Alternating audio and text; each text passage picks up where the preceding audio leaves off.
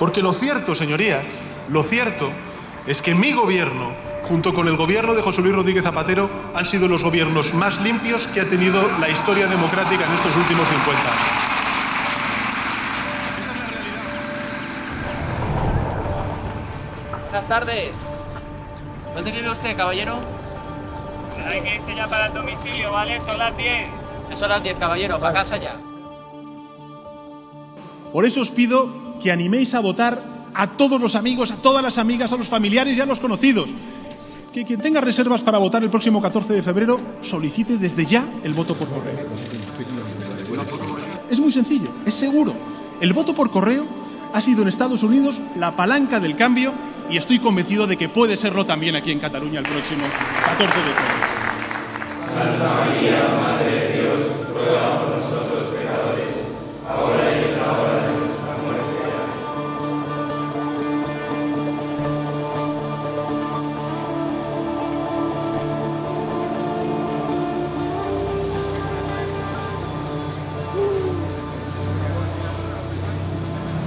Yo estoy bien, por tanto, yo lo que quiero decir es que estoy bien, que agradezco las muestras de solidaridad.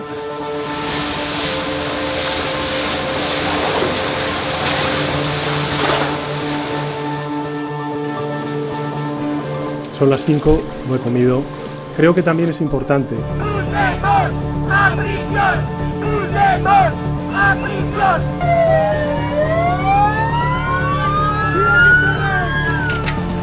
En nombre de España y en nombre del interés de España en defensa de la concordia entre españoles, vamos a conceder una amnistía a las personas encauzadas por el proceso.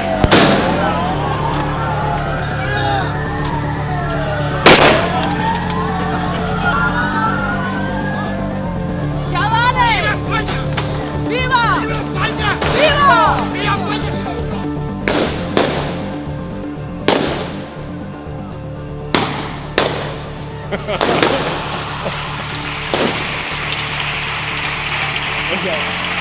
Esta es la mejor.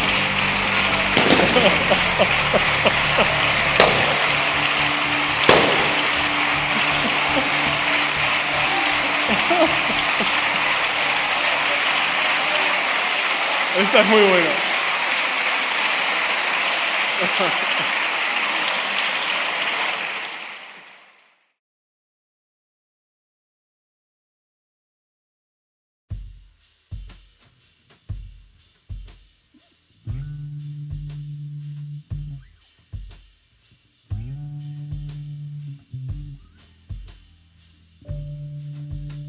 En sus inicios, el guapo.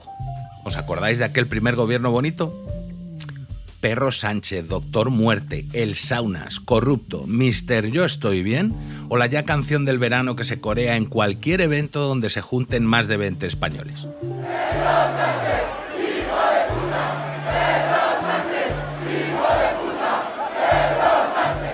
Así es como ha ido evolucionando la imagen pública de nuestro amado líder durante estos 7 años de gobierno socialista.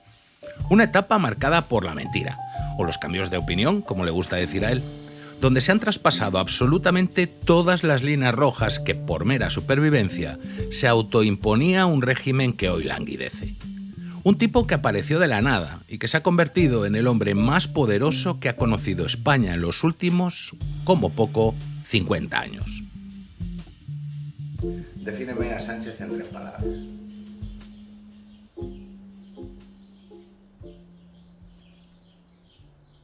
Ambición de poder desmedida. Bueno, yo creo que es un psicópata. Con una me basta, socialista. ¡Ista, ista, ista! ¡España socialista! ¡Ista, ista, ista! Pedro Sánchez nace en Madrid, en la zona buena de Tetuán, cerca de nuevos ministerios. Estudia en un colegio elitista, en el IES Ramiro de Maeztu. Siendo prácticamente adolescente se une a las Juventudes Socialistas, allí conoce a Óscar López y a Antonio Hernando y empiezan a hacer los chicos de los recados del entonces secretario de organización de Pepe Blanco.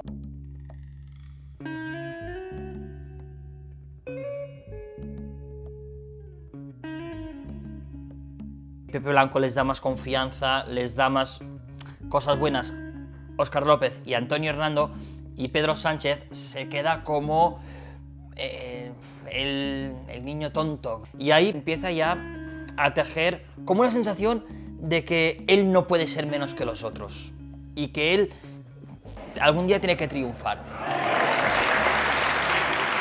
Yo le conozco cuando no era nadie. Yo entonces era director general de Veo Televisión, la televisión de unidad editorial del periódico El Mundo, y me costaba muchísimo que vinieran a nuestras tertulias gente del Partido Socialista. Y una persona me dijo, hay un tipo que ha sido concejal en el Ayuntamiento de Madrid, que es un tío que estoy seguro de que si le llamas está loco por salir en una televisión, aunque sea una televisión pequeña y tal. Luego le dieron un cargo de consejero en Caja Madrid, que ahí tuvo también sus más y sus menos, porque ahí trincaba todo el mundo sin pegar un palo al agua. Y ahí conoce a Begoña y le dice, algún día yo seré presidente del gobierno. Alguien que con 20 y tantos años te dice, algún día seré presidente del gobierno, y que no te lo dice en broma, ya te demuestra su capacidad de ambición.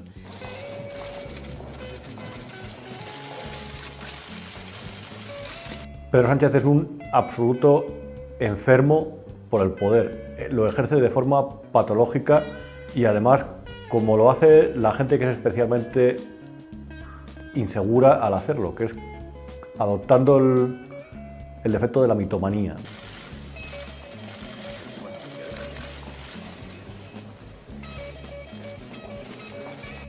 Hubiera prosperado en el PQS, en el Partido Comunista de la Unión Soviética, y hubiera prosperado en el Partido Demócrata de Estados Unidos, y hubiera prosperado en el peronismo argentino, y hubiera preparado en el BAS de Saddam Hussein. Y entonces le invitamos a venir a nuestras tertulias y venía todas las semanas. Si alguna semana no se le llamaba, él te llamaba y te decía, oye, esta semana que no me han llamado. Y nos veíamos, ya te digo, cada mes y pico nos veíamos ahí en la Puerta de Alcalá, y después llegó a la presidencia del gobierno y ni se ponía el teléfono ni me contestó jamás un mensaje.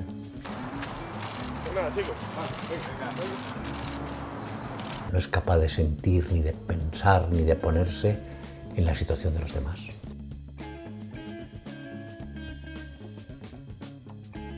Y yo creo que esa es su gran baza, y resiste, le dan igual las críticas, le dan igual las presiones. Este tipo, que podría ser perfectamente el director de un burdel o de un negocio de saunas, es el presidente del gobierno que va a condicionar la vida de todos nuestros hijos. Siempre ha tenido una obsesión, que es ser el presidente de la Internacional Socialista. Personas de su entorno que le conocen siempre nos han dicho que esta era su máxima expectativa, llegar a liderar a nivel planetario a los socialistas.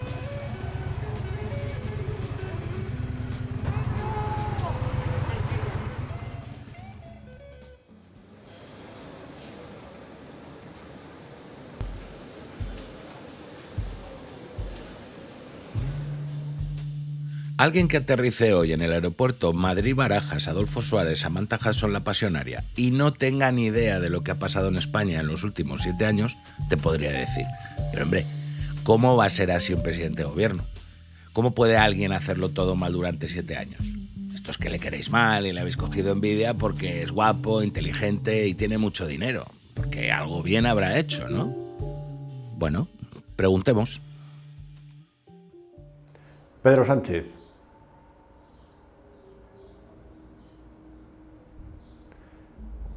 Tendría que pensarlo muy mucho.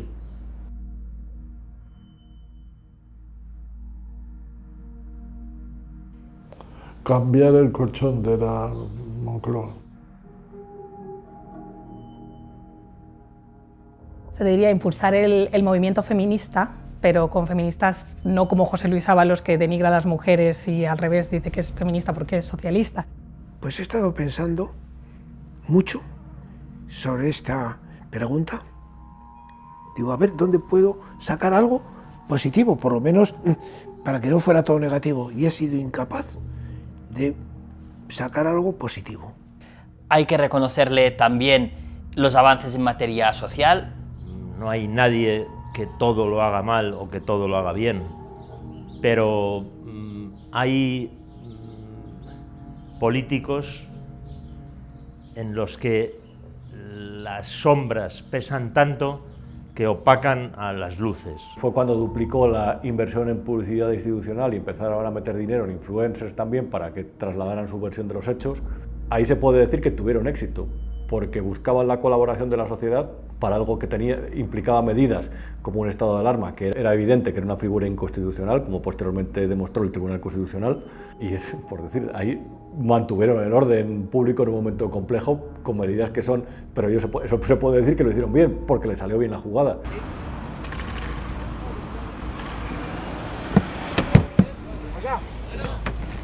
¿A dónde va, señor? Caballero, ¿dónde va? Que estamos haciendo indicaciones para que pare ahí. No continúe, siga las indicaciones de los agentes.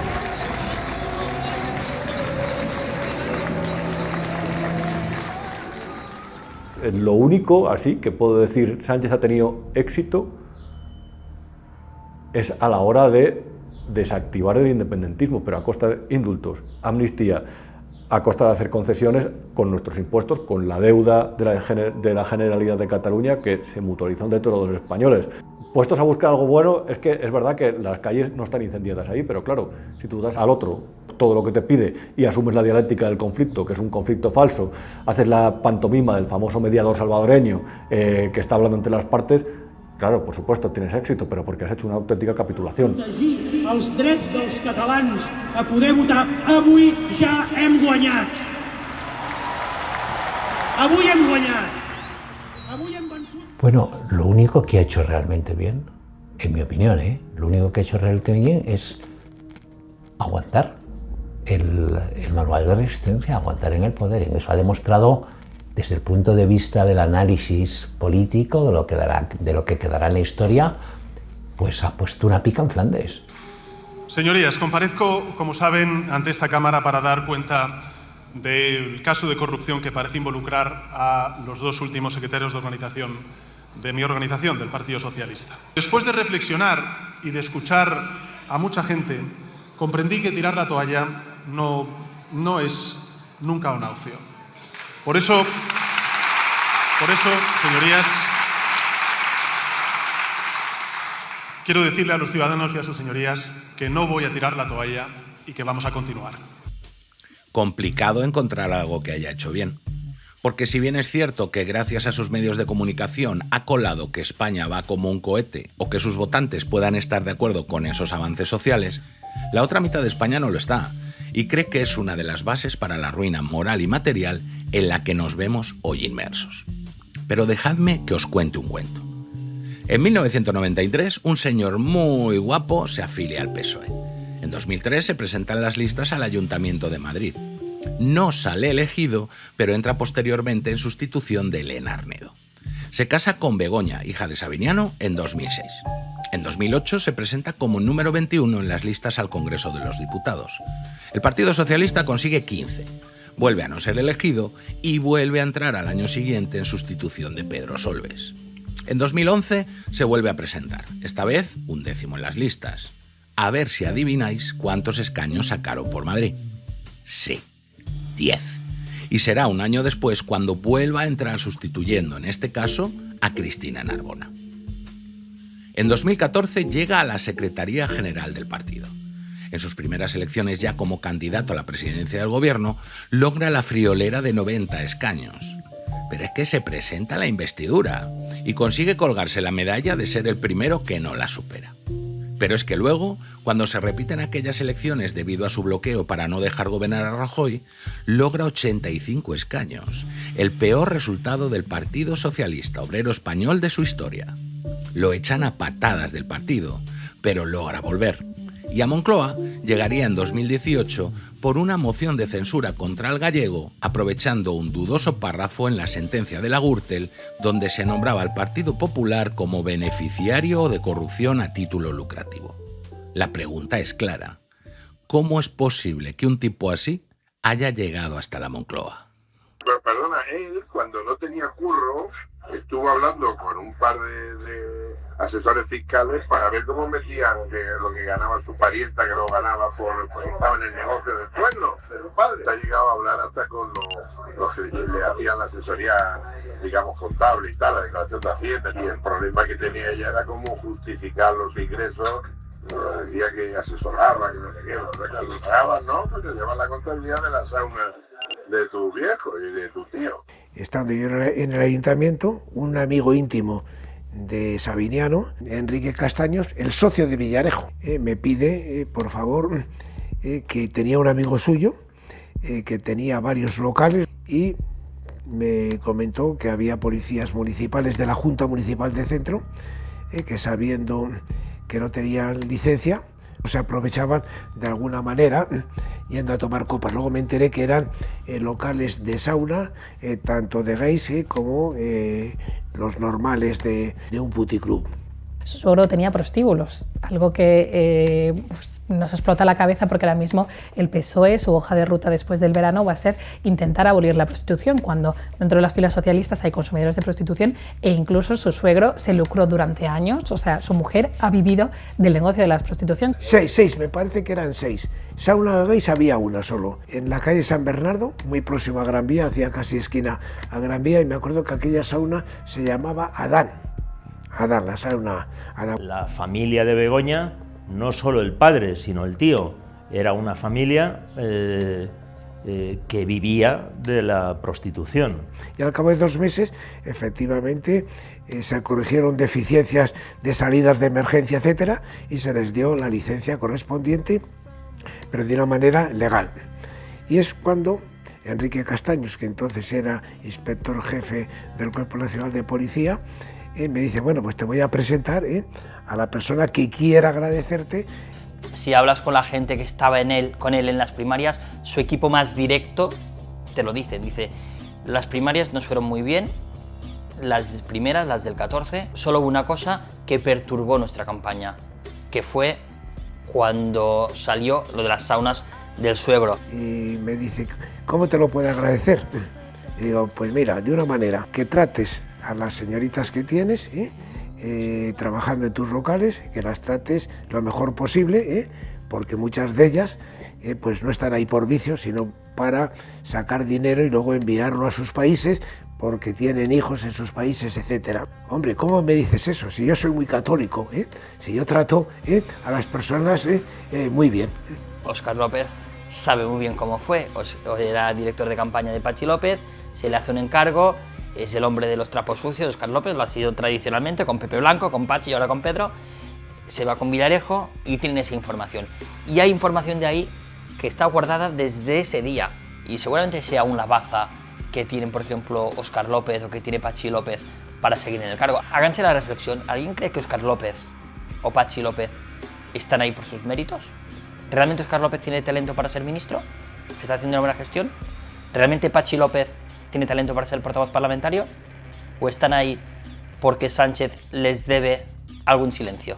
Porque ahora las cloacas son ustedes. Hoy tendría que estar aquí el señor Óscar López y el señor Patxi López para explicarnos las relaciones con Villarejo para deshacerse de Sánchez. El tema de las saunas y de las grabaciones del comisario Villarejo y de luego pues esos audios que han ido saliendo y esas conversaciones en las cuales se viene incluso a describir cómo a través de esas informaciones vaginales, ¿no? O esas presuntas, por decirlo así, informaciones, pues intentaba chantajear a jueces, fiscales, periodistas, etcétera, etcétera, etcétera. Es la España de la cloaca.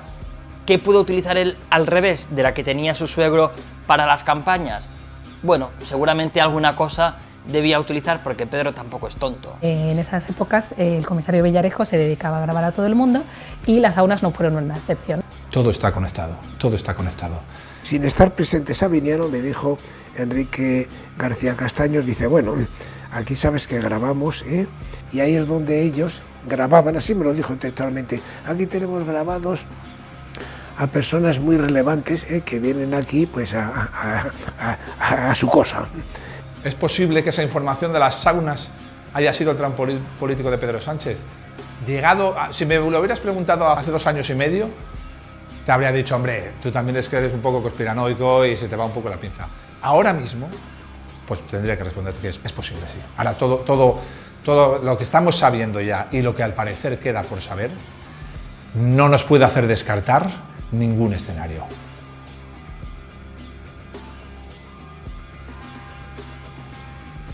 Claro, es que la Fiscalía te está pidiendo 9 años de prisión.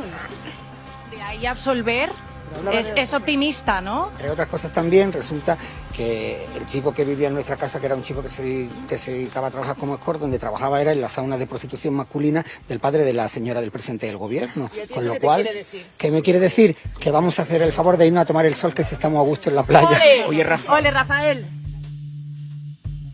Espera un momento. ¿Que el presidente del gobierno más feminista de la historia del universo se ha podido lucrar de 5 prostíbulos y una sauna gay propiedad de su suegro, y además en esos establecimientos Villarejo y El Gordo grababan a personalidades influyentes para después ser chantajeados? Si Sánchez no ha ido alcanzando el poder de manera normal, es inevitable hacerse la pregunta, porque lo de ganar elecciones, o al menos sin dudas, no es lo suyo. ¿Ha utilizado las grabaciones de la sauna Adán para su ascenso político? Se ha llegado incluso a publicar que esos viajes en el Peugeot 407 para embaucar a su militancia en las primarias del partido podrían haber sido financiados con el dinero de Sabiniano y sus saunas. Y si el dinero de los prostíbulos no es suficiente o los vídeos no causan el efecto deseado, siempre podría quedar la de llenar unas urnas detrás de una cortina o amañar unas primarias. O 2. Hay cosas de ese Comité Federal.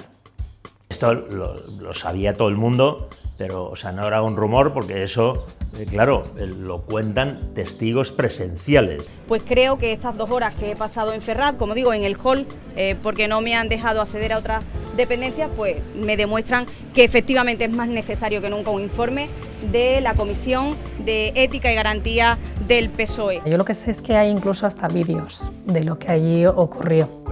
Y hay una de las personas que está ahora mismo investigada por el Tribunal Supremo, una de las personas que más poder ha tenido el Partido Socialista, que tiene un pendrive con vídeos en el que se manipulan los votos dentro de las cortinas.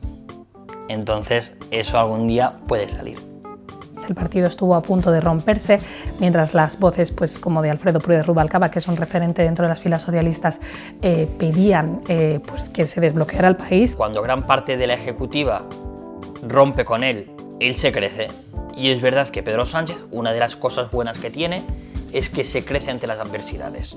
La razón o las razones de mi renuncia son bien conocidas. Básicamente, y sintetizando, estoy en profundo desacuerdo con facilitar el gobierno de Mariano Rajoy. Y volvió, gracias al Peugeot 407, a esa ruta absolutamente torrentil. Se alía de 3 grandes personas que ahora mismo están imputadas en los tribunales y confía totalmente en 2 personas de Navarra, que son Santos Cerdán, un electricista, y Koldo García, un portero de Puticlub. No eran personas que destacasen por su brillantez ni por su carrera, no, eran machacas que a él le servían. Hay mucha gente que diga Koldo, dice, bueno, Koldo era el tonto de la película. Dice, bueno, no tan tonto, era el machaca, pero Koldo, engañar a un portero de puticlub no es fácil. Y Koldo empezó a grabar porque sabía con quién se estaba jugando los cuartos. Se une a esa rutita también José Luis Ábalos, un profesor de Instituto de Secundaria de Valencia, y los 4 recorren toda España en busca de avales, en busca de apoyos para Pedro Sánchez. Koldo llega incluso a custodiar los avales de Pedro Sánchez en su casa. O sea, el nivel de confianza que ellos tenían. Una vecina le ofreció ducharse porque no se duchaba, porque no se separaba de las cajas con los avales. A ver, a veces también nos hacemos la imagen, ¿no?, de Koldo, Ábalos, Cerdaniel en el Peugeot y no. Es decir, seguramente quien más veces se subió al Peugeot es un desconocido, que es Paco Salazar, que fue el director de estrategia de Moncloa, luego lo llevó al hipódromo de Madrid con un sueldazo, lo volvió a rescatar en Moncloa. Salazar es una pieza muy importante para la victoria de Pedro Sánchez en Andalucía. Recordemos que si en Andalucía Pedro Sánchez no sería secretario general. Ahora hemos conocido también que amañó hasta las primarias. De hecho, Koldo le dijo a Santos Cerdán que tenían que introducir 2 votos para amañar estas primarias y que fuera el presidente en detrimento de su contrincante de Madina. Madina se ha quedado callado y no dice nada. Y yo recuerdo aquella tarde en Ferraz que la compañera Estefanía Molina, que entonces estaba en el Nacional, dio la exclusiva de que Sánchez había ganado las primarias y nos quedamos así diciendo se ha tomado 2 whiskies aquí delante nuestro aunque no la hayamos visto y se ha tirado a la piscina. Y no, y Pedro Sánchez ganó las primarias y nos quedamos todos con unos ojos como platos diciendo ¿y esto cómo ha podido pasar?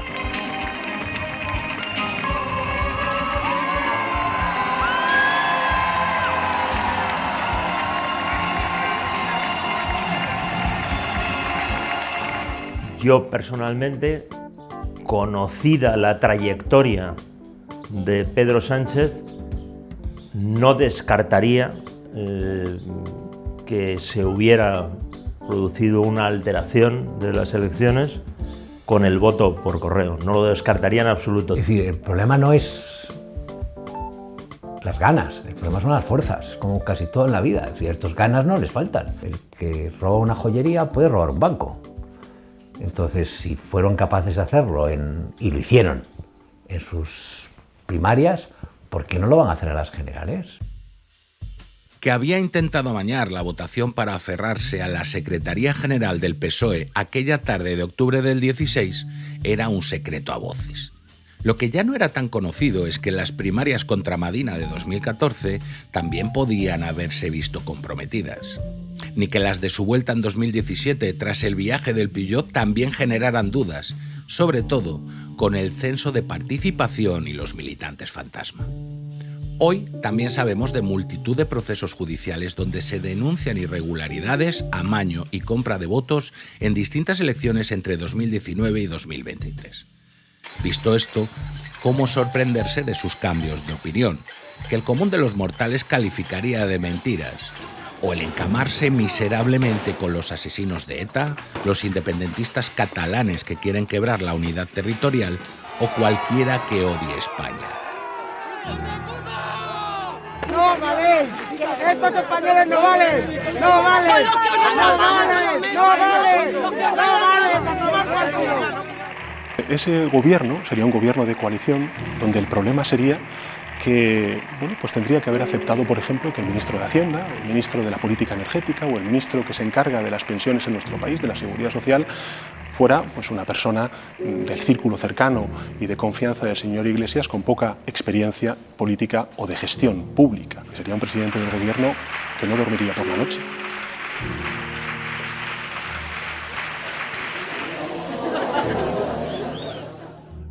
Hasta las elecciones del 28 de abril, yo creo. Ahí es cuando hace un poco el cambio de chip y cuando cambia por completo, le ha gustado eso del poder y ya renuncia a todo a cambio de estar en el poder. La primera renuncia es el pacto con Podemos. No voy a dormir si tengo a Podemos en el gobierno. Bueno, pues lo tuvo y dormía bien, porque se le había descansado. Merche Aizpurúa, hoy portavoz parlamentaria de H. Bildu, fue antes periodista, profesión de la que fue apartada durante un año por una condena por enaltecimiento del terrorismo. Si quieres lo digo 5 veces o 20 durante la entrevista.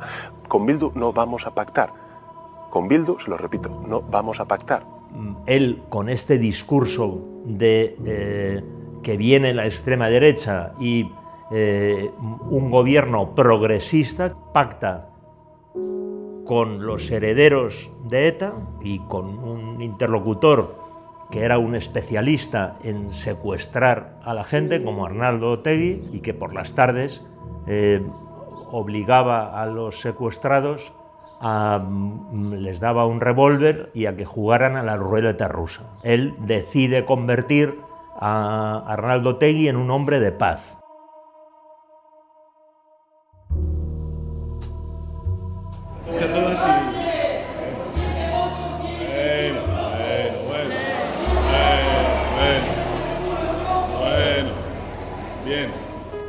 España está gobernada por una gente a la que España le importa un comino y los españoles también. Eso es para mí lo más relevante. Pactando también con personas que son prófugos de la justicia, que se han llegado incluso a cachondear de los cuerpos y fuerzas de seguridad del Estado y de las instituciones españolas como el Tribunal Supremo, cuando Puigdemont el año pasado pues, nos vino a visitar y se fugó otra vez de nuevo. Ahora que dice, ¿cuánto tiempo le queda de poder?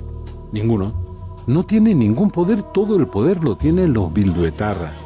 Lo tiene Puigdemont, a pesar de que algunas pegas todavía tiene que superar, como la malversación.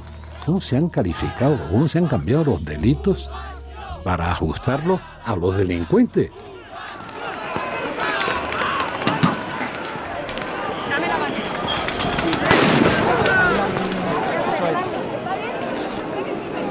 ¿Dónde tiene la brecha? Es cierto lo llamativo de tener a Jessica en los medios explicando que Ábalos era su sugar daddy, o a Claudia contando que le obligaron a enseñar las tetas dentro del partido para conservar el puesto donde le habían enchufado para cobrar sin trabajar. Putas, farlopa y robar a paladas llenan páginas de periódico y horas de televisión. Es lógico, porque eso vende. Pero la corrupción verdaderamente grave va mucho más allá. La amnistía a los golpistas catalanes con las siempre presentes cesiones, el gobernar con aquel que decías que no dormirías tranquilo, o la infamia de meter a los herederos de ETA en las instituciones a decidir el futuro de todos los españoles. Eso también es corrupción. Porque para lograr mantenerte en el poder sin el apoyo de tus ciudadanos traducido en votos, debes contentar a todos tus socios parlamentarios. Y para ello necesitas asaltar todas las instituciones del Estado. Pues él, una vez dentro, lo que ha hecho es poner la maquinaria a su completo servicio, como han hecho muchos dictadores en otros países a lo largo de la historia. El Pleno del Congreso de los Diputados ha elegido a los siguientes miembros del Consejo de Administración de la Corporación RTV. Don Miquel Calçada i Olivella. Prometo exercir fidelment el meu càrrec de conseller de Ràdio i Televisió Espanyola amb respecte a l'ordenament jurídic vigent. A l'ordenament jurídic vigent en cada moment. Gràcies. Doña María Teresa Martín del Caz.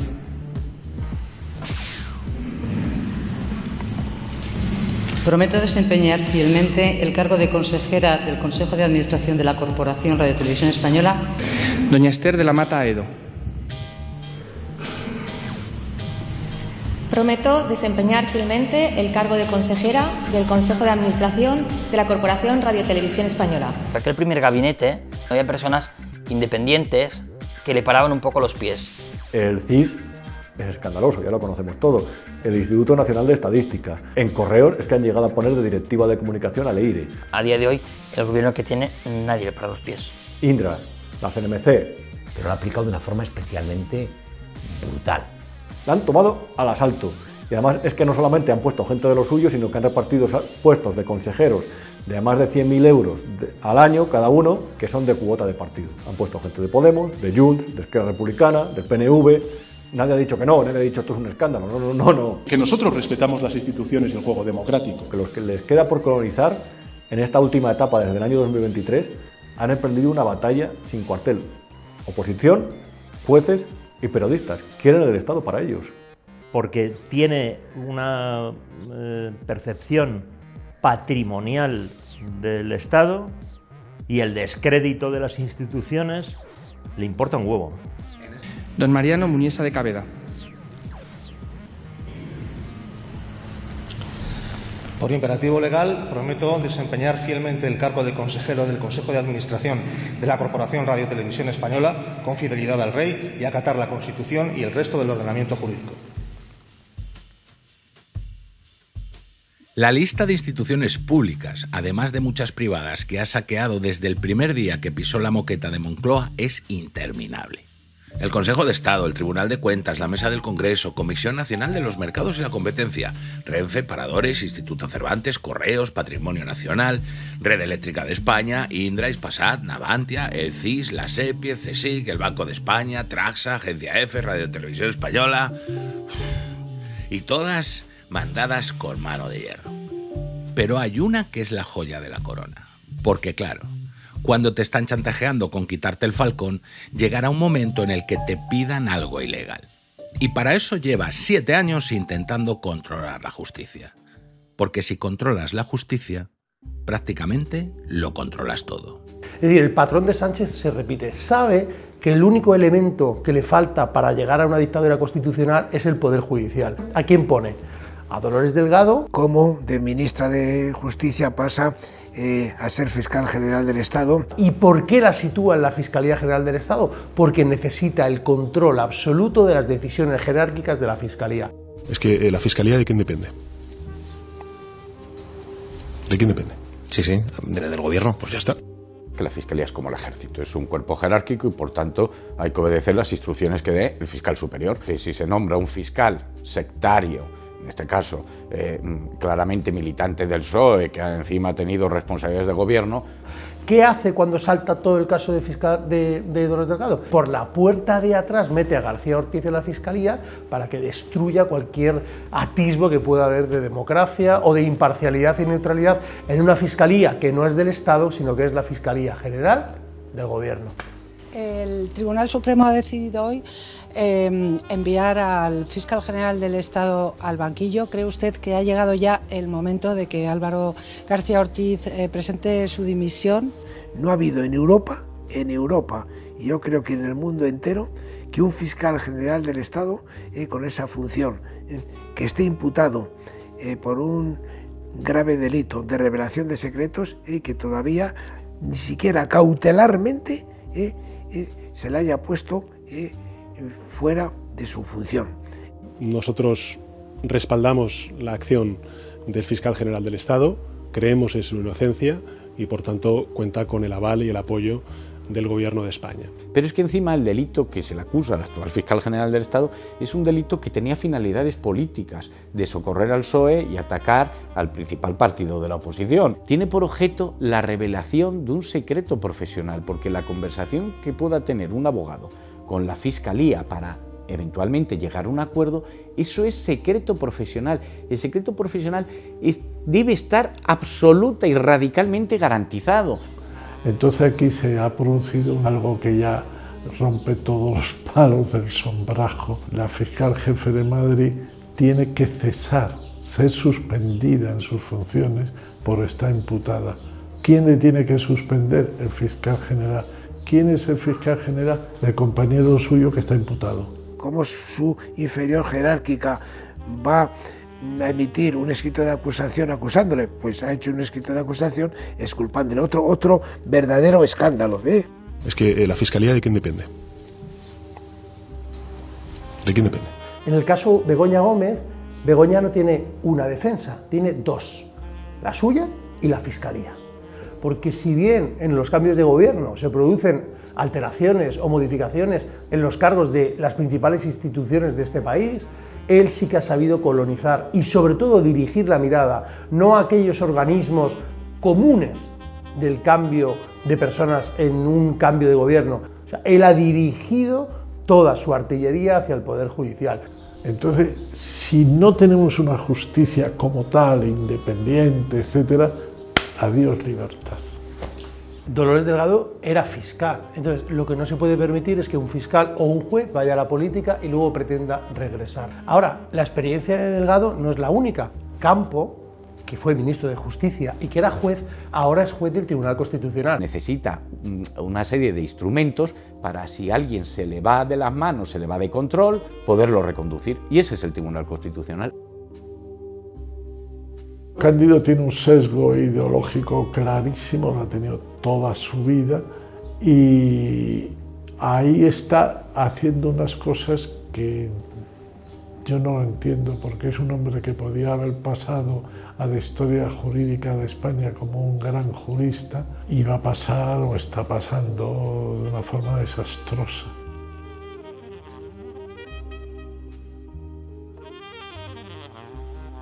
Si no existiera un Tribunal Constitucional socialista, no podría tener lugar la ley de amnistía. Es verdad que una persona que se arrepiente eficazmente de un delito muy grave, normalmente no va a pedir que se le indulte. ¿Por qué?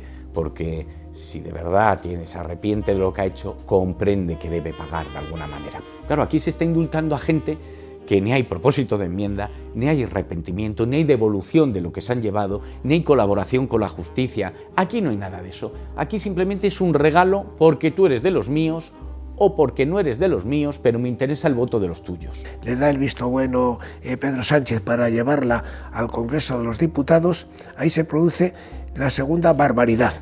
Sánchez Pérez Castejón Pedro. Sí. Montero Cuadrado María Jesús. Que los diputados de Junts y de Esquerra Republicana no podían votar por conflicto de intereses y porque eran los propios beneficiarios. Votaron y precisamente por esos votos de los diputados de Esquerra y de Junts salió la ley de amnistía. Propera parada, referéndum. Se levanta la sesión y muchísimas gracias a todo el mundo.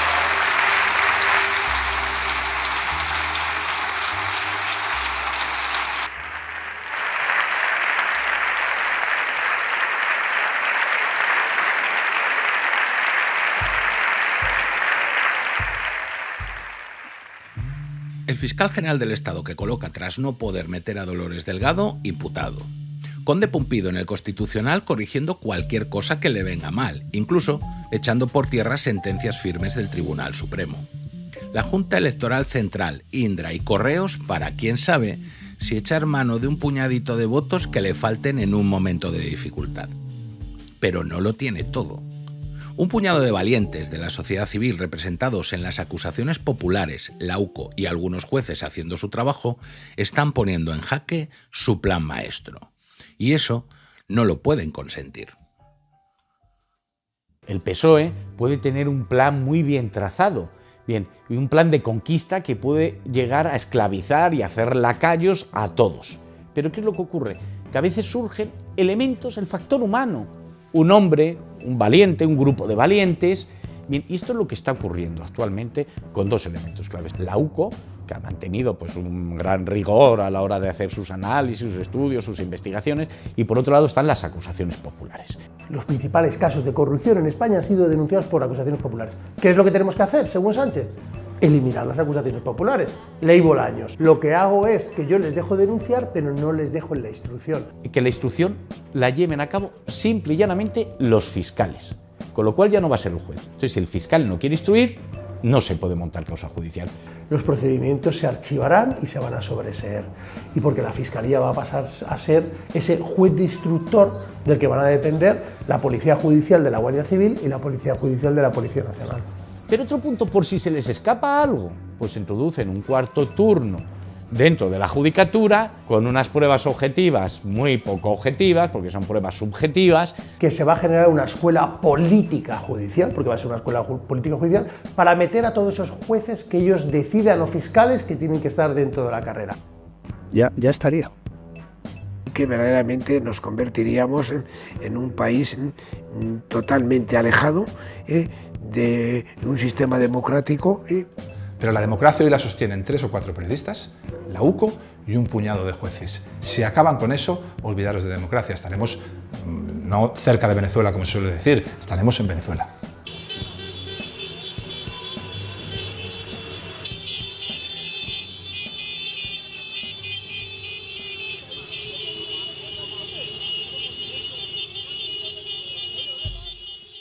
Otra de las preguntas que nos asaltan viendo todo esto es cómo puede ser posible que nadie le haya parado ante los pies. Parte básica de esa fiscalización del poder la debe asumir la prensa. Y salvo honrosas excepciones de algunos periodistas, el silencio de los otros, de los vendidos, le permitió tener una primera legislatura muy cómoda, donde hacerse con el control de casi todo el aparato del Estado, aunque nos hubieran cerrado en casa 2 veces de manera ilegal. Por mucho y grave que haya hecho, si nadie te lo cuenta, simplemente no existe. Y en ese sentido, los medios de comunicación son fundamentales para un funcionamiento democrático óptimo. La separación de poderes es básica, y no la hay. Los medios de comunicación privados los ha tomado gracias a la catarata de millones que ha repartido en publicidad institucional. Los públicos los ha conquistado al asalto.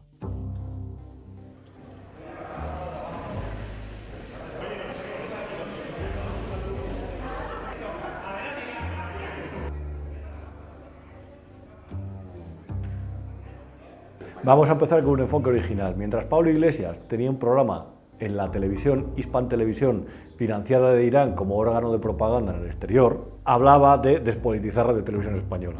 Es que suena coña, pero es que es así. Intentaron formar un consejo de administración provisional, con gente tan despolitizada como Cristina Fallarás, Ana Pardo de Vera, perfiles de ese típico, apolíticos, ya sabemos. Reclutaron a Rosa María Mateo, que no se enteraba de nada, ella mismo lo dijo, yo estaba en el jardín jugando con mis nietos y me dijeron, oye, ¿quieres venir aquí? Y dije, vale. Se elaboró un plan para prever la posibilidad de que una o varias de las sedes de Radio Televisión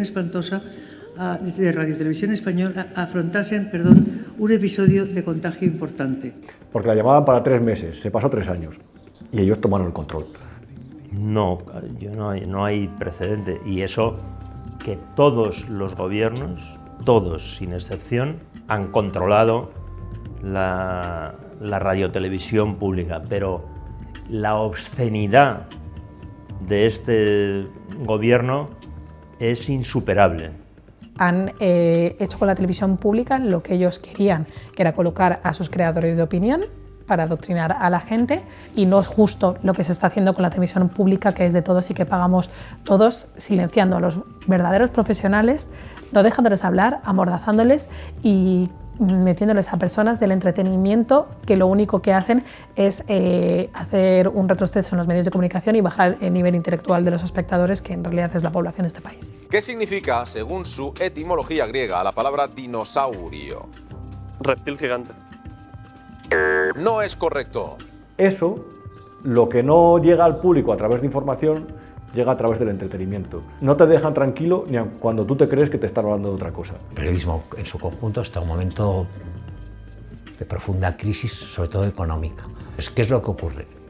Para pagar la nómina en el país necesitan que el gobierno les ponga la manguera.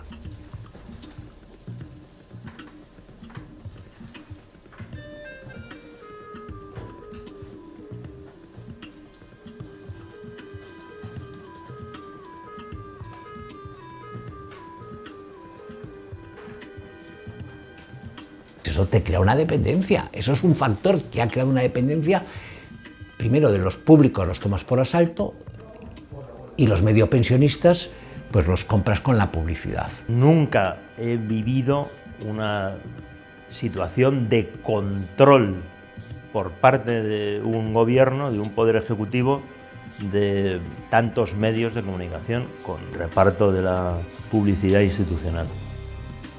Siempre que te pones a su mensaje, para contar realmente lo que hay, ya te empiezan a sacar cantares.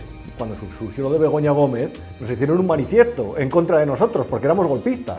Y mi primer proyecto, el más importante, el que creo que tenemos entre manos como corporación pública, es trabajar para sanar la democracia. 300 millones de euros reparte RTV entre productoras audiovisuales cada año. Ahí está la clave. Cómo se premian con tertulias televisivas en medios afines a personas que apoyan al gobierno, y a los otros se nos intenta silenciar, se nos hace una persecución, se nos intenta restar credibilidad e incluso llegar a vetarnos en los medios en los que ellos tienen mano. ¿Podríamos hacerte una pregunta? ¿Cómo llevas tener que estar defendiendo un gobierno cercado por corrupción? ¿Qué haces? ¿Pero qué haces? ¿Cómo llevas tener que defender un gobierno cercado por tantos casos de... ¿Pero qué haces? ¿Pero qué haces? ¿Qué haces? ¿Qué haces? Que sí, que no te estoy diciendo nada, pero ¿cómo llevas tener que estar... Se nos está quedando una España preciosa, ¿eh? Y eso, que todavía no hemos entrado a analizar ninguno de los tantísimos casos de corrupción que tienen ahora mismo a Sánchez acorralado. Corrupción. Para la mayoría de los españoles, meter la mano en la caja y llevárselo calentito. Pero no. No solo eso es corrupción. Corrupción es la amnistía. Corrupción es no mandar al ejército a Valencia mientras la gente se ahogaba para perjudicar a tu rival político. Corrupción es hacer lo que te ordene Marruecos, porque quizás pueda tener información lograda gracias a un software israelí que le robó datos a los móviles del presidente, del ministro del Interior y de la pájara de defensa. Corrupción es adoptar medidas dictadas por terceros países o entidades supranacionales a sabiendas de que no es lo mejor para tu nación ni para los ciudadanos a los que te debes. Y como la lista también empieza a ser interminable, vamos a hacerlo fácil y sencillo. Empezamos con la corrupción en política exterior.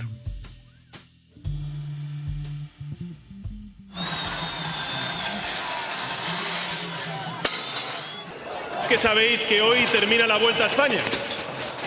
Nuestra vuelta. La Vuelta Ciclista a España. Y vaya por delante nuestro reconocimiento y respeto absoluto a los deportistas. España hoy brilla como ejemplo y como orgullo. Ejemplo ante una comunidad internacional donde ve cómo España da un paso al frente. Así que vivan los derechos humanos y viva el pueblo español. Digámoslo con orgullo y con ejemplo, que es lo que somos ante el mundo.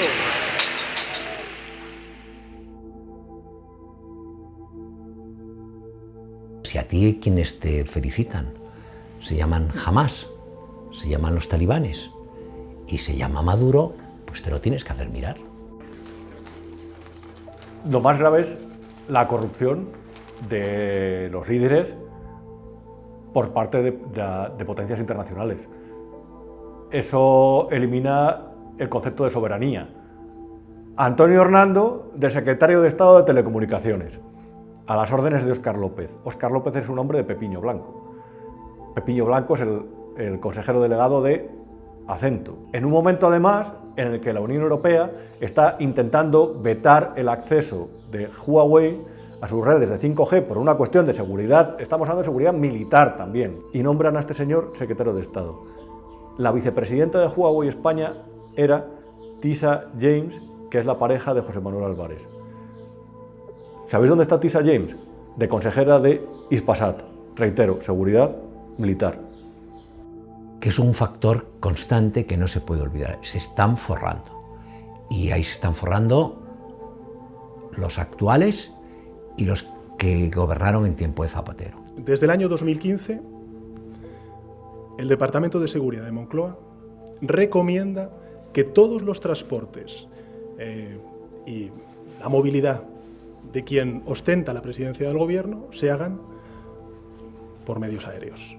Entonces los viajes a Dominicana no son ajenos a que Caracas está a 40 minutos de Santo Domingo en avión. Es la isla, el paraíso fiscal, donde hay todavía secreto bancario, donde es muy complicado investigar sin órdenes judiciales, porque es una incógnita todos los vuelos del Falcon que han llegado hasta allí, todas las escalas que han hecho dirigentes del Partido Socialista, como José Luis Rodríguez Zapatero.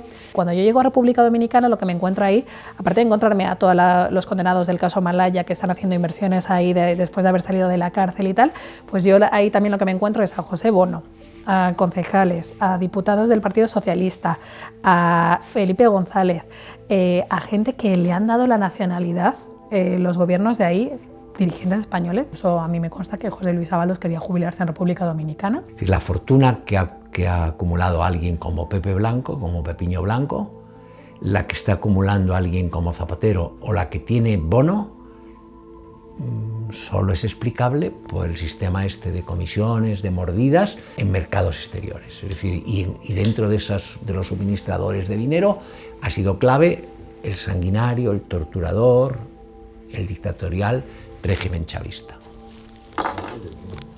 En cuanto firmen con la petrolera de uno, ¿vale? La mitad es tuyo, al mes. Firman un contrato para suministrar, ¿vale? Un petrolero, ¿vale? Todos los meses llevando bruto, ¿vale? Yo entiendo que el tema de las putas es muy divertido para el lector que quiere entretenerse, pero aquí lo relevante es lo que se desliza de cuestiones como que Koldo le diga a Ábalos que hay una petrolera venezolana que está dispuesta a pagar $500.000 de euros en comisiones. Lo grave es PDVSA, lo grave es que hace el Grupo de Puebla, como se ha ido introduciendo poco a poco en España. Eso lo que requiere es un debilitamiento de las instituciones, adaptar la legislación nacional a los intereses de Puebla para que aquí se puedan hacer sus negocios de una forma bastante fluida. Y los negocios son con petróleo a cambio de comisiones, con el narcotráfico y con el comercio de metales preciosos. ¿Cuándo tuvo conocimiento de la llegada de la señora Delcy Rodríguez al aeropuerto de Barajas y a través de quién la tuvo? Yo no tuve conocimiento de la llegada de la señora Delcy al aeropuerto Adolfo Suárez Madrid-Barajas. ¿Por qué no se ha hecho un informe del servicio de aduana del equipaje que llevaban los pasajeros de ese avión? O si se ha hecho algo, ¿sabe usted si se ha hecho algún informe al respecto? Lo desconozco porque AENA, como gestor aeroportuario, no tiene ningún tipo de competencia en cuanto al control de fronteras ni al control de aduanas. ¿Quién lo tiene? El control de fronteras y el control de aduanas es competencia del Ministerio del Interior, en el caso del control de fronteras a través de la Policía Nacional y en el caso de las aduanas a través de la Guardia Civil. Esa es la clave, y a partir de ahí ellos tejen un sistema de influencias políticas basada en un falso populismo que realmente permea en sociedades que están muy deprimidas económicamente. En la España de 2008 permeó que te cagas. Cuando la vicepresidenta de Maduro, Delcy Rodríguez, aterriza en su avión privado en la terminal del aeropuerto Adolfo Suárez Madrid-Barajas, alguien despierta en el gobierno de España, llama a José Luis Ábalos y le dice: esta señora tiene sanciones, esta señora no puede pisar territorio español. Ábalos ya había organizado esto, Aldama estaba presionando y Aldama se va a buscarle en su coche, en un Q7, a Ábalos y a Koldo, y se plantan en la terminal ejecutiva de Barajas, que Fernando Lázaro publicó las fotos de esta señora pisando suelo español cuando no podía, cuando nos íbamos a meter en un problema de política exterior con la Unión Europea, que es a quien nos debemos y no nos debemos a Venezuela. Y la llevaron a una sala de la terminal ejecutiva con la connivencia de guardias civiles, de policías que trabajaban ahí, de policías que han sido premiados.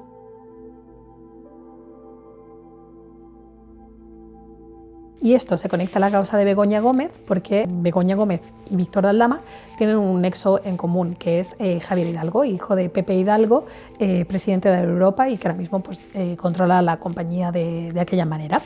Entonces, Air Europa, durante la etapa de Ábalos, tiene graves problemas. La compañía, la aerolínea española, iba a tener que despedir a toda la plantilla, había que rescatarla y la tenía que rescatar la SEPI, es decir, el gobierno. Gracias a Begoña Gómez, gracias a la intermediación de Víctor de Aldama, al que llegan a hacer consejero de Air Europa, gracias a que Javier Hidalgo coloca en Guacalúa, que es un chiringuito que monta la aerolínea para colocar a Begoña, como le da trabajo a Begoña Gómez, pues al final Air Europa termina siendo rescatada. Air Europa tenía una deuda con Venezuela y que esa deuda se la han encontrado lingotes de oro en contratos de Delcy Rodríguez con Víctor de Aldama, pues ahí se conectan las tres. Se le está olvidando hablar inglés y francés porque Delcy se ha convertido en una estrella de la televisión y del cine español.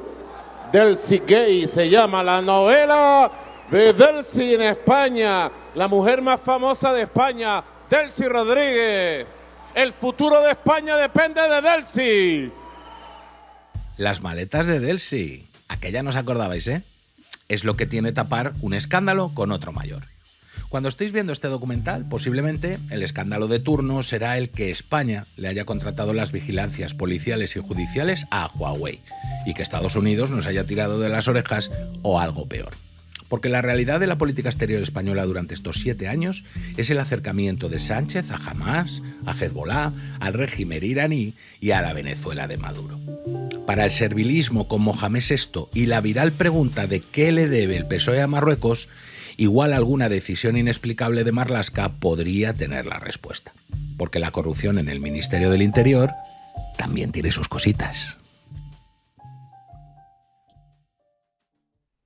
Grande Marlaska es un tipo que tenía mucha imagen como juez, porque cualquier juez de la Audiencia Nacional en España tiene una imagen muy elevada debido a los temas que trata la Audiencia Nacional. Realmente conocerle le conocimos cuando apareció en política. ¿Y la realidad que nos escupe a la cara? Pues el mayor incremento de la criminalidad violenta de toda la democracia. En homicidios, en agresiones sexuales a mujeres sobre todo, que es el crimen violento que más ha crecido de toda la democracia. Cuando intentan arrancarnos la vocación.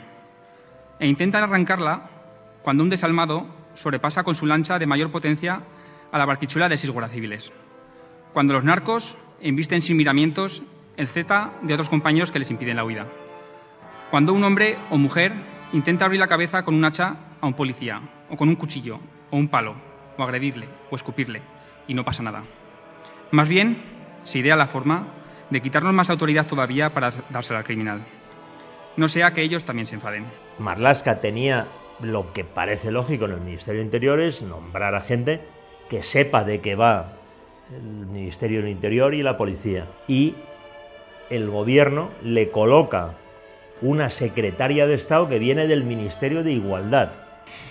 Mi compromiso personal y político está tejido con el hilo de la justicia social. Sin justicia social no es posible la igualdad y sin igualdad no es posible una sociedad verdaderamente democrática. La igualdad para las mujeres es todavía un horizonte por alcanzar. Y para alcanzar la igualdad y la libertad de las mujeres necesitamos garantizar la seguridad de una vida sin violencia. Sabe del Ministerio del Interior lo mismo que yo de energía atómica, cero. Ahora se ha cargado ya, a la UDEF se la ha cargado ya el ministro, Grande Marlaska.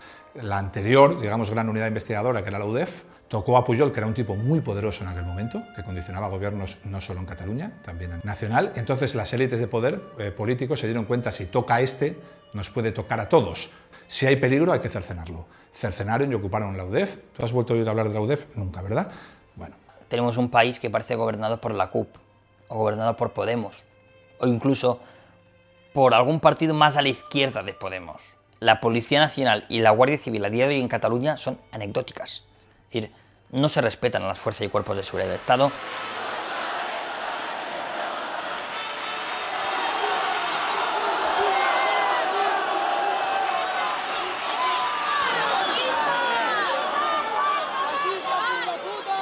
No tienen la dotación económica que deberían tener para investigar, no tienen los recursos, no tienen incluso el material necesario para actuar en la calle. Se les da órdenes en manifestaciones específicas de actuar en una u otra dirección y no siguiendo criterios técnicos, sino siguiendo criterios políticos.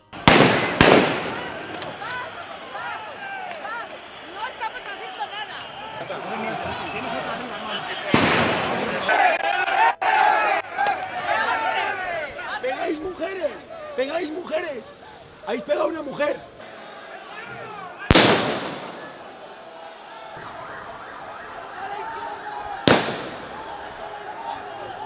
¿Por qué se desmantela Oconsur? Oconsur es la primera unidad antidroga europea que estaba venciendo al narco. Nosotros teníamos un método tradicional de enfrentarnos al narco, que es que los políticos cada 6 meses preparan una macrooperación, te incautan 50 toneladas, por el otro lado están entrando 500, ¿vale? Pero ellos ya tienen una rueda de prensa, unas estadísticas, el delegado del gobierno, el director general, el ministro, las medallas que se reparten, los mandos policiales que reciben esas medallas porque han estado al frente de las operaciones. Al final es un negocio redondo, no hay mucho riesgo, no hay mucho coste, solo hay recompensa política. 10, 12 detenidos, petaqueros, lancheros, ayudantes. Pero yo creía que no sabíamos que eran ustedes. Perdonadnos, por favor. Si soy policía no tenemos ningún problema. Los verdaderos narcos, en sus apartamentos de París y en sus chalets de Miami, se reían de nosotros. Y aparece Oconsur. Dicen, no, esto no se hace así. Aquí hay que ir por los delitos conexos, hay que ir por dónde acaba el dinero, hay que seguir el rastro de la capacidad económica de esta gente y hay que llegar a la cabeza de la hidra. Esto nos va a llevar años, pero vamos a poder conseguirlo. Empezaba a tener resultados. Y cuando estábamos a punto de llegar a la cabeza de la hidra, llegó Marlaska y disolvió la unidad. Cómo se cargó Oconsur con un problema tan formidable como es el problema del narco en la línea y Algeciras y alrededores. Es una decisión insólita, pero es que todo es insólito en relación con esta gente. Porque es evidente que lo hace a conciencia, pero sabe el coste en imagen que supone para él. Entonces, para revertir ese coste, Marlaska se va a Cádiz y nos vende el cuarto plan contra el narco. Da una rueda de prensa, dice que estamos ganando la batalla, dice que tenemos medios materiales suficientes y personal humano suficiente. Al día siguiente de esto, aparecen narcos haciendo trompos en el puerto de Barbate. Era reírse del ministro, no se podía consentir, evidentemente. Y entonces es cuando empieza esta cadena de decisiones, que siempre nace en el nivel político, que acaba en un coronel, en un general que llama a los funcionarios, compañeros que están en el propio puerto, y les dice aquello de salid ahí y haced lo que podáis, a tipos que habían jurado servir hasta morir. ¿Esta es la Guardia Civil con esa lancha? Con esa mierda, por lo que tienen, claro, lo que tienen aquí. ¿Qué tienen? No tienen otra cosa. O sea, que le vale, que le vale, que le vale. ¡Hostia! Si te matan a 2 guardias civiles, te los hacen picadillo en Barbate, tú esperas una reacción, primero, mucho más honorable de la Guardia Civil. Ahí no ha asumido responsabilidad ninguna. La única que tuvo huevos en toda esa historia fue la viuda de uno de los asesinados, la única. Más ella que todo el cuerpo junto. Miren aquí el cachondeo de esta lancha de mentira. ¡Dispara la Piolín! ¡Dispara la Piolín! Mira, lo comió. Se estaban riendo de ellos. Se estaban creando oleaje con sus motores alrededor suyo para reírse de ellos. Pues si no teníamos capacidad de abordar, disuadir o detener, ¿qué hicimos ahí dentro? Allí salimos a proteger el discurso del ministro. Salimos a proteger el discurso político del día anterior. Eso fue lo único que salimos a hacer allí.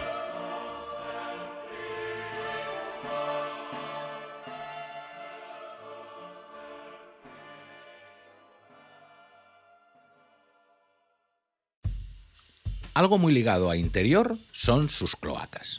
Y en esta función hizo su aparición estelar no hace tanto Leire Díez. Otra que se os había olvidado seguro, pero a nosotros no.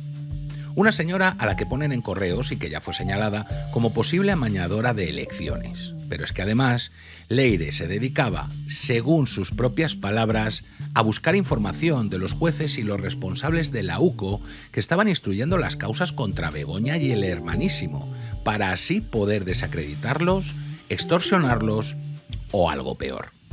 Pero espérate, porque hay más.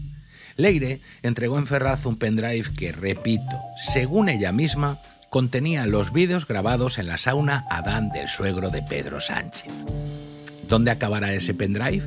A saber. Leire, también imputada. ¿Empezamos ya, queréis? Empezamos ya, todos.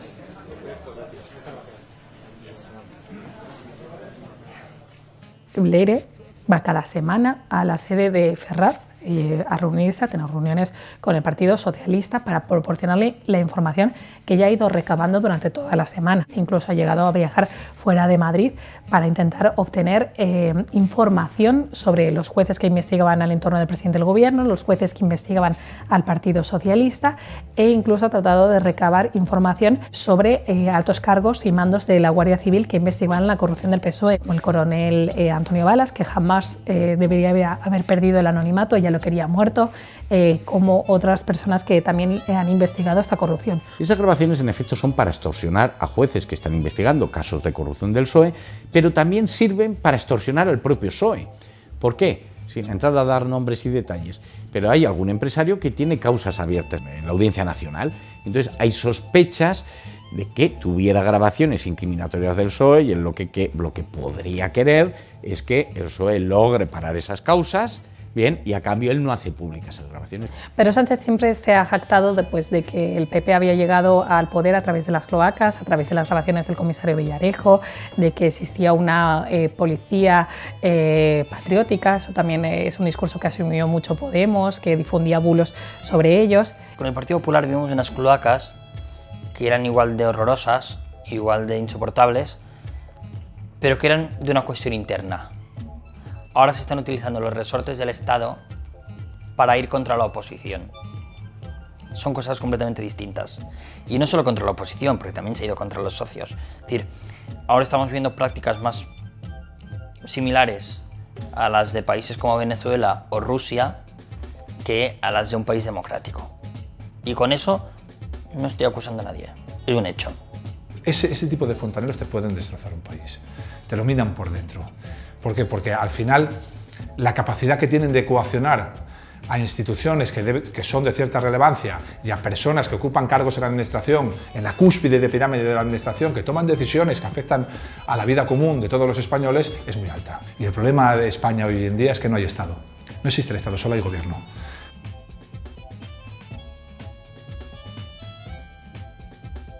Yo le digo lo que mi paisano, Séneca le dijo a Nerón, El poder que tienen sobre mí es el miedo que yo les tenga. Y no les tengo miedo. Villarejo no es la excepción, Villarejo es la punta de lanza del modelo. No hay un Villarejo. Villarejo se ha hecho famoso por lo que se ha hecho famoso. Hay muchos Villarejos. Este tipo de operaciones de fontanería, que los americanos llaman Black Ops, se han hecho toda la vida y por todos los gobiernos. Pero los americanos, cuando hacen Black Ops, ponen a gente de nivel. Este gobierno ha puesto una Charo a hacer esas Black Ops. Ni me van a intimidar, ni voy a renunciar a mis convicciones.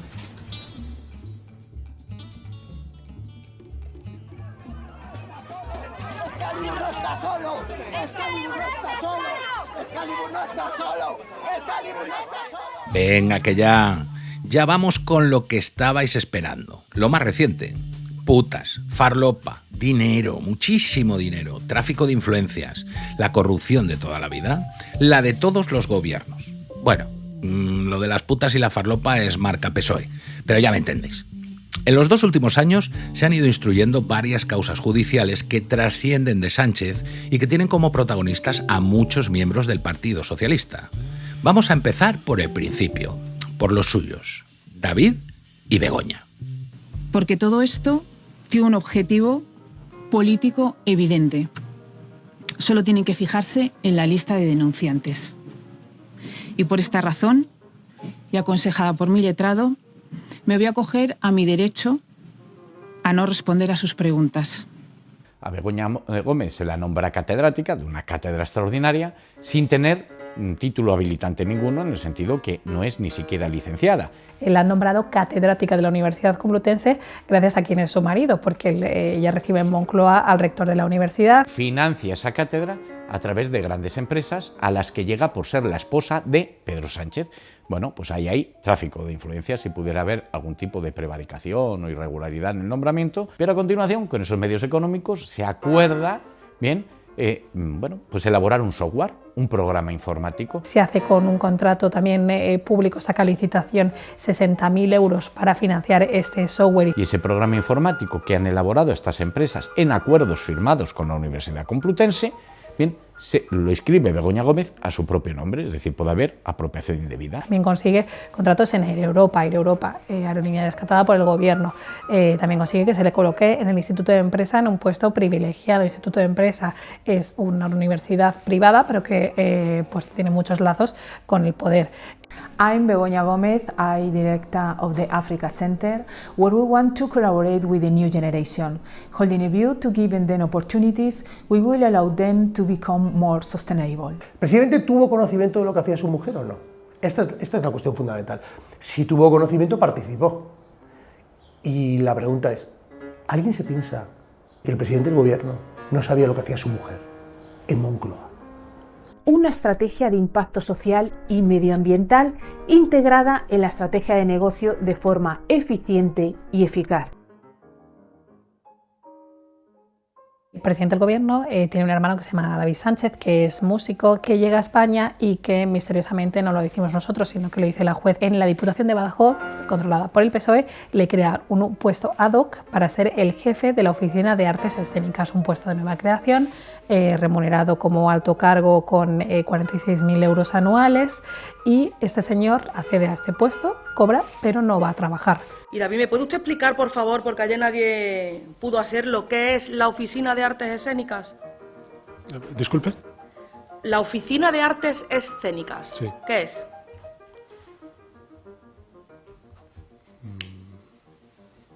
Ni tiene despacho, ni tiene ordenador. La gente, sus compañeros no le ven. Él dice que hace trabajo telemático, sin embargo, muchas veces está fuera de España. Incluso reside en el Bas, reside en Portugal, un pueblo que está a 15 minutos de Badajoz.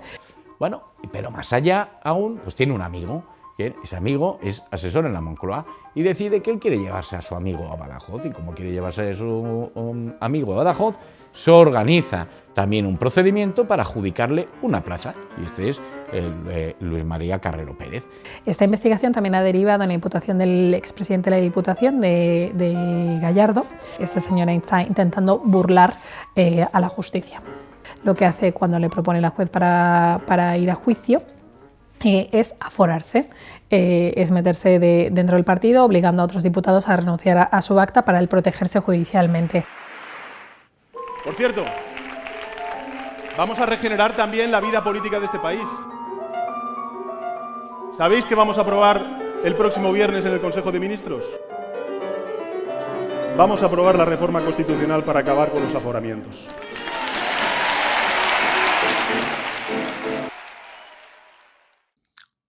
Alucinante cómo Sánchez es capaz de mover todos los hilos. La historia sería que el señor Google, el señor Indra y el señor Telefónica deciden, sin mediar presión, recomendación o prebenda de Moncloa, diseñar un software para una cátedra que consiguió Begoña de la Complutense sin tener titulación. No sé, suena a estafa privó. Y al hermano también. Llega a trabajar, bueno, trabajar igual no, llega a cobrar de la Diputación de Badajoz sin aptitudes para el cargo que le dan. Y cuando les pillan, el presidente de la Diputación que le da ese cargo se salta a tropecientos que estaban antes que él para entrar en el gobierno regional y así poder aforarse. A mí me lo van a tener que explicar muy despacito eso de que Sánchez no sabía nada. Como hay que explicar muy despacito todo el chorreo de corrupción que viene a continuación. El Tito Berni, el caso mediador ya es, no se sabe nada, ha quedado como algo lejano, ¿no? No ha llegado a donde tenía que llegar, se ha quedado en un escalón intermedio y entonces es como, bueno, el Tito Berni pues era uno que pasaba por ahí. Hombre, no.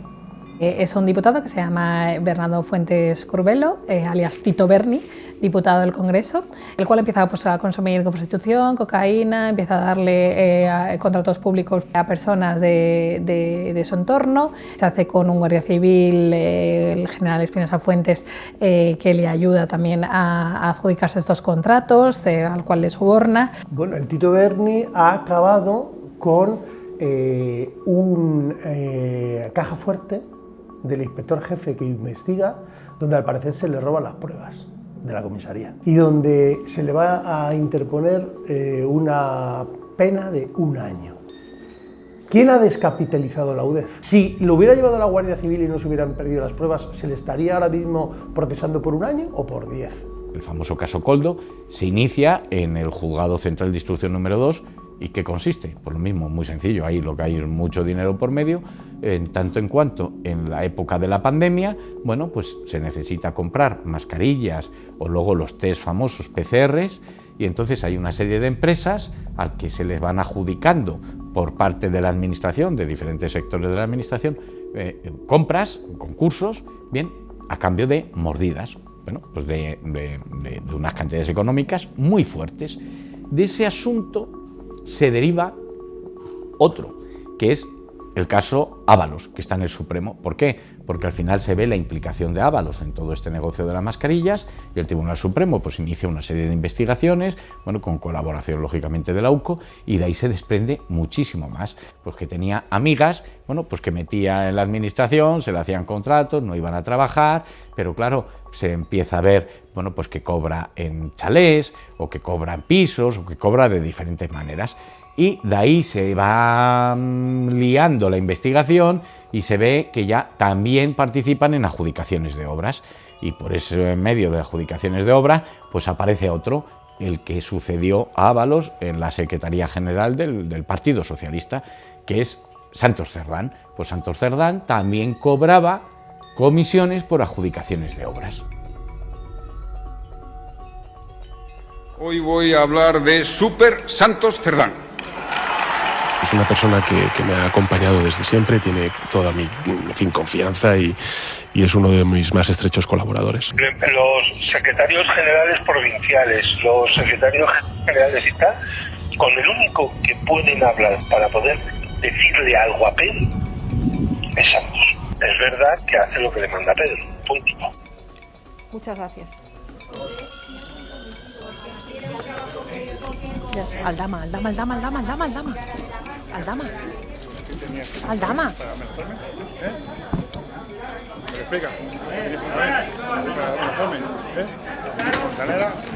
En todos estos procedimientos, bueno, pues por medio anda Aldama, anda por medio el rescate de Europa, porque es que el rescate de Europa aparece tangencialmente en el asunto de Begoña, porque Begoña empieza su relación a través con la Complutense, primero pasa por Bacalúa, donde está Hidalgo, bien, pero es que el rescate de Europa también es el famoso oro de Delcy, pero también está en las mascarillas. Víctor Aldama va el pasado de diciembre al Tribunal Supremo y entrega un papelito en el que figuran una serie de concesiones de obra pública en la que presuntamente se habían repartido comisiones a través de contratistas que pertenecían a diferentes territorios que estaban controlados por diferentes personas dentro del PSOE, a las que presuntamente les correspondían unas comisiones en función del territorio en el que se entregaran.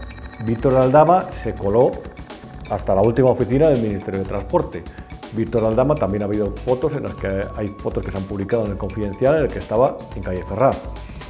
Víctor de Aldama fue el que les ayudó a que llegara Delcy Rodríguez a España. La UCO ha encontrado documentación de Víctor de Aldama en la que aparentemente habría colaborado en mover unas decenas de barras de oro desde Caracas hasta Moscú pasando por Zambia.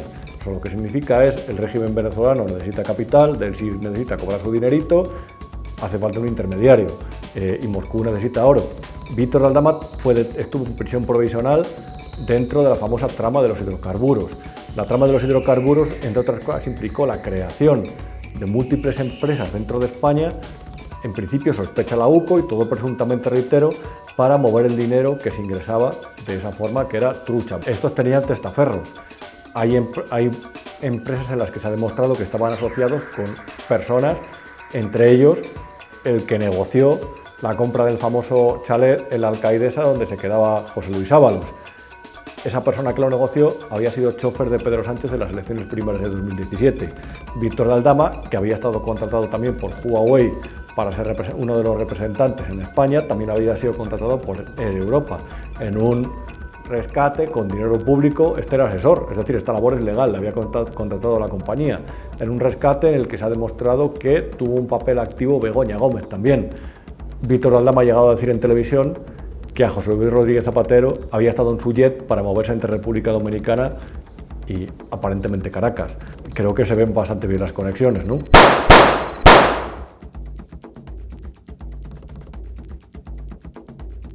Caso de hidrocarburos, que está en el juzgado central número 5, hay acto huir, además, son varias las acusaciones populares, llevamos la defensa de todas las acusaciones populares. ¿Qué es lo que sucede ahí? Otro tanto de lo mismo, anda mucho dinero por medio.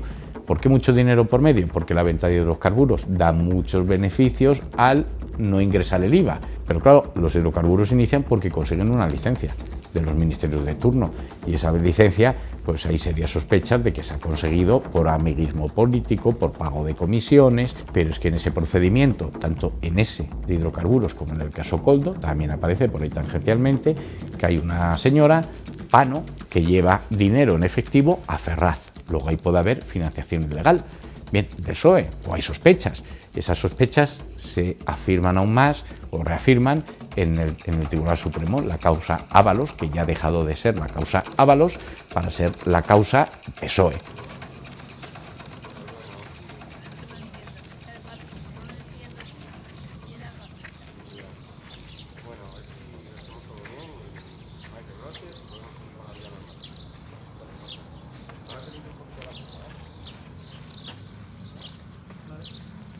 Ha llegado el momento de recapitular e intentar explicar tremenda trama. Todo, por supuesto, presuntamente, que en esta casa somos muy de la presunción de inocencia.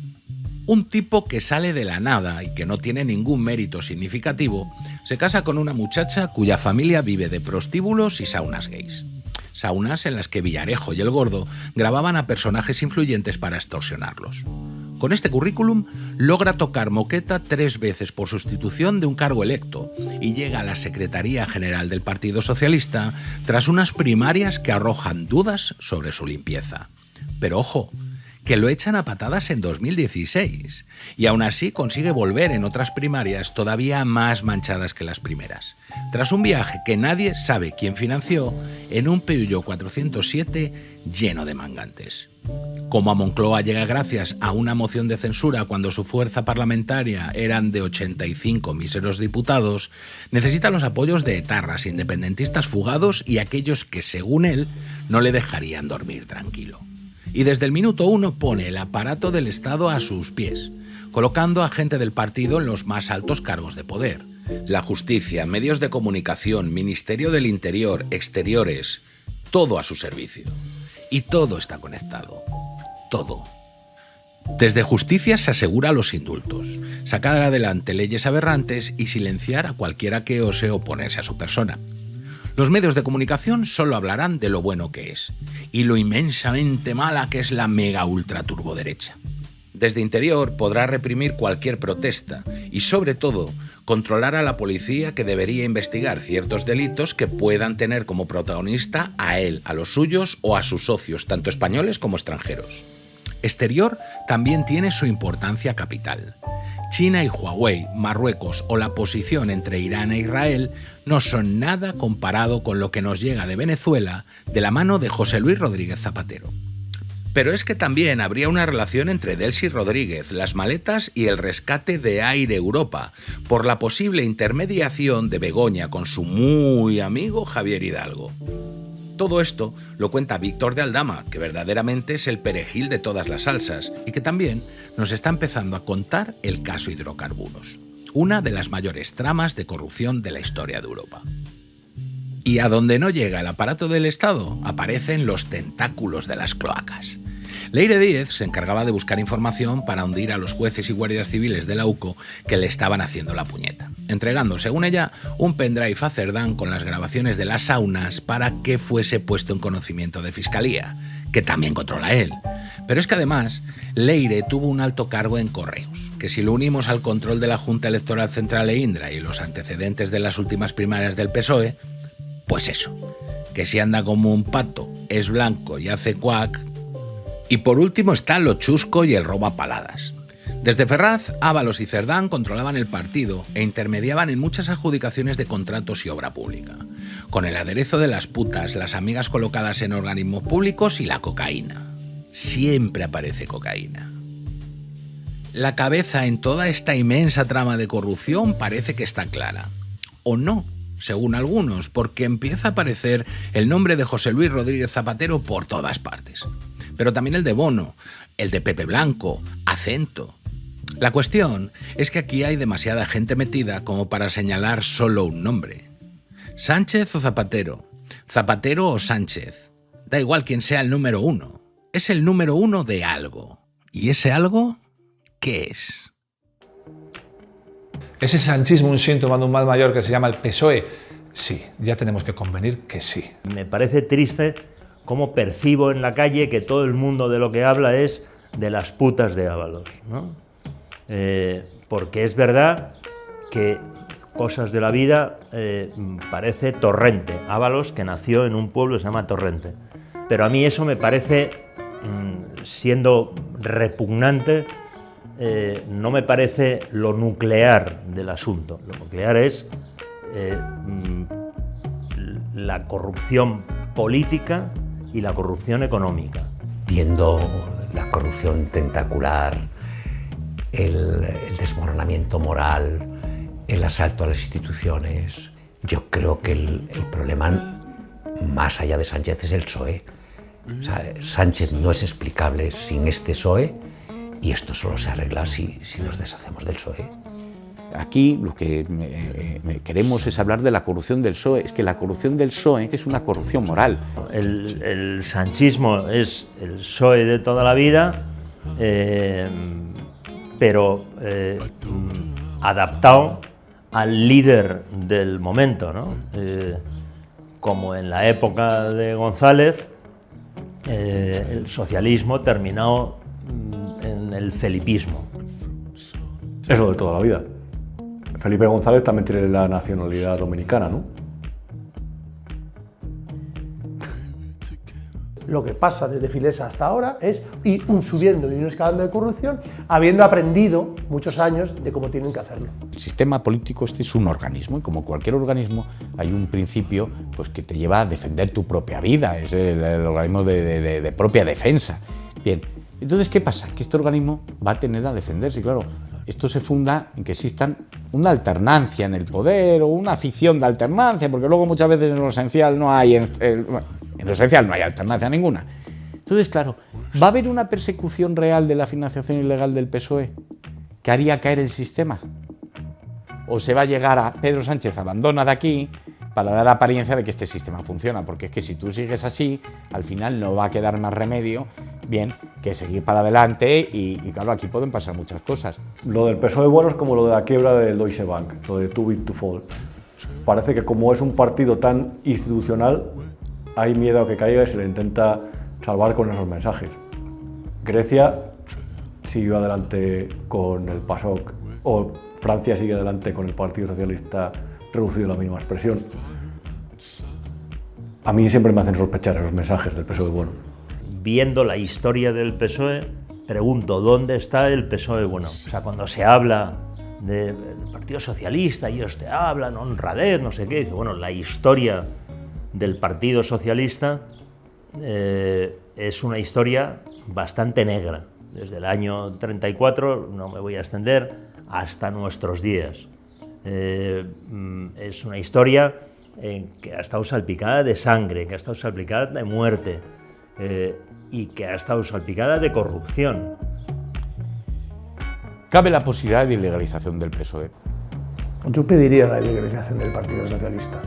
Han metido la mano en la caja desde que son partido, tienen una historia criminal a sus espaldas que empiezan a principios del siglo pasado, que tiene golpes de Estado, que tiene mucha sangre vertida, que tiene incluso en periodos de gobierno democráticos o supuestamente democráticos como el republicano, persecuciones que acababan con la vida de personas por pensar diferente o simplemente por ser religiosos.